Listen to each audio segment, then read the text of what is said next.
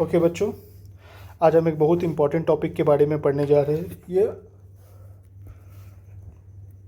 BA second same DSC GSC दोनों के लिए इंपॉर्टेंट टॉपिक है ना। ठीक है,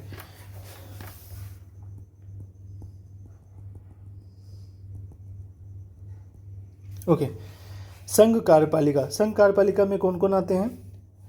राष्ट्रपति, उपराष्ट्रपति, प्रधानमंत्री, मंत्रिपरिषद और भारत का न्याय महावादी। ओके, ये कौन से भाग में है? भाग 5 अनुच्छेद 52 से 78 के बीच में आते हैं। ठीक है, ये आर्टिकल आपको सभी को याद रखना है।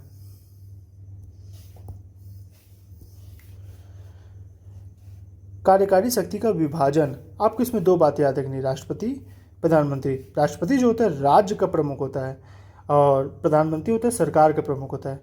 राष्ट्रपति संवैधानिक नाम मात्र की कार्यकारी प्रमुख होता है। संवैधानिक है, नाम मात्र की, हमेशा याद रखिएगा, नाम मात्र की। ठीक है, पर प्रधानमंत्री जो होता है वो वास्तविक कार्यकारी अधिकारी होता है, जनता द्वारा प्रत्यक्ष रूप से निर्वाचित। ठीक है, इसमें क्लियर रहिएगा आप। ठीक है, कि नाम मात्र को कौन है? राष्ट्रपति, और वास्तविक कौन है? प्रधानमंत्री। ठीक है, कुछ अनुच्छेद है जो आपको हमेशा याद रखना है, एग्जाम के लिहाज से बहुत इंपॉर्टेंट है। जैसे कि अनुच्छेद 74, 75, 78। ठीक है, 74 क्या कहता है? राष्ट्रपति को सलाह और सहायता देने के लिए एक मंत्रिपरिषद होगी जिसका प्रधान प्रधानमंत्री होगा। ठीक है, सलाह देने के लिए क्या है? मंत्रिपरिषद है, जिसका प्रधान कौन होगा?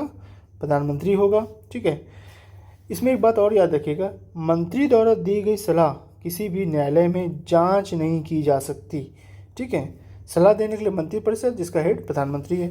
दूसरा आर्टिकल है 75, मंत्रियों से संबंधित अन्य प्रावधान। प्रधानमंत्री की नियुक्ति राष्ट्रपति करेगा। अन्य मंत्रियों की नियुक्ति राष्ट्रपति प्रधानमंत्री की सलाह पर करेगा। ठीक है, प्रधानमंत्री की नियुक्ति कौन कर रहा है? राष्ट्रपति कर रहा है। प्रधानमंत्री की सलाह से बाकी मंत्री की नियुक्ति कौन कर रहा है? राष्ट्रपति ही कर रहा है। ठीक है, अनुच्छेद 78, प्रधानमंत्री का कर्तव्य। प्रधानमंत्री की सभी निर्णय मतलब प्रधानमंत्री और मंत्रिमंडल के सभी निर्णय, प्रशासन संबंधी जानकारी राष्ट्रपति को सूचित करना। ठीक है, ये किसका काम है? प्रधानमंत्री का काम है। ठीक है, ये तीनों आर्टिकल को आपको याद रखने हैं। नेक्स्ट, अभी नियुक्ति की प्रक्रिया क्या है? हमने लास्ट में ही समझा था कि प्रधानमंत्री की नियुक्ति कौन कर रहा है? राष्ट्रपति कर रहा है। पर राष्ट्रपति किसको तय करेगा? पहला, नियुक्त करता है लोकसभा में बहुमत प्राप्त दल का नेता। जो भी लोकसभा में बहुमत प्राप्त दल का नेता होगा उसकी सीधी नियुक्ति करता है राष्ट्रपति। लोकसभा में विश्वास मत हासिल करने में सक्षम व्यक्ति, कई बार किसी भी पार्टी को बहुमत नहीं होता तो वो अन्य पार्टियों से कोऑर्डिनेट करके समर्थन जुटाते हैं, उसमें जिसके पास विश्वास मत हासिल करने का ताकत होगी वो PM बनता है। ठीक है, फिर विश्वास मत सिद्ध करने का निर्देश देते हैं उसको। ठीक है, ये दो तरीके हैं। पहला, जिसके पास बहुमत होगा और जो विश्वास मत हासिल कर सकता है या साबित कर सकता है, उसको राष्ट्रपति, देश का प्रधानमंत्री, नियुक्त करता है। ठीक, कार्यकाल, पदमुक्ति। प्रधानमंत्री का कार्यकाल संविधान में निश्चित नहीं है, याद रखिएगा। ठीक है, जिसको भी बहुमत जिन्हें भी बहुमत का समर्थन प्राप्त होगा या लोकसभा में उसका विश्वास मत होगा, ठीक है, वो सभी देश के PM होंगे, है ना। शर्त क्या है? जब तक प्रधानमंत्री को लोकसभा में बहुमत प्राप्त है, राष्ट्रपति उसे बर्खास्त नहीं कर सकता। परिणाम, यदि लोकसभा में विश्वास मत खो देते हैं तो उसे त्यागपत्र देना होगा, राष्ट्रपति उसे बर्खास्त कर सकता है। दोनों बात याद रखिएगा कि जब तक लोकसभा में बहुमत है तो राष्ट्रपति बर्खास्त नहीं कर सकता, जहां लोकसभा में विश्वास मत खो देते हैं तो राष्ट्रपति बर्खास्त कर देगा। तो याद रखिएगा, लोकसभा इम्पॉर्टेंट है, बहुमत इम्पॉर्टेंट है, लोकसभा में बहुमत होना बहुत ज़रूरी है प्रधानमंत्री के, तभी वो आगे पीएम रह सकता है। ओके, नेक्स्ट, प्रधानमंत्री की प्रमुख भूमिकाएं क्या हैं? पहला है संवैधानिक कड़ी, राष्ट्रपति और मंत्रिमंडल के बीच संवाद का मुख्य माध्यम होता है। मंत्रियों का चयन भी कौन करता है? पीएम करता है। नियुक्ति कौन करते हैं? हमारे राष्ट्रपति साहब। ठीक है।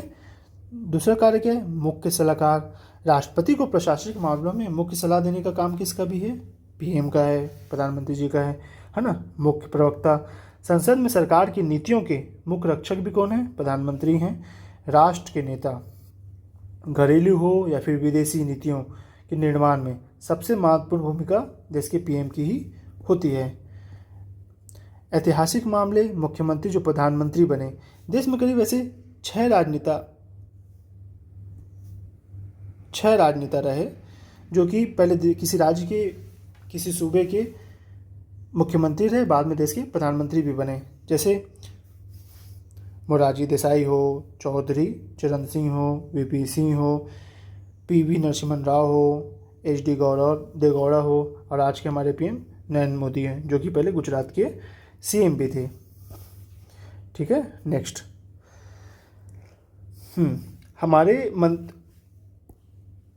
प्रधानमंत्री सहित मंत्रिपरिषद के सदस्यों की कुल संख्या लोकसभा की कुल सदस्य संख्या के 15% से अधिक नहीं हो सकती।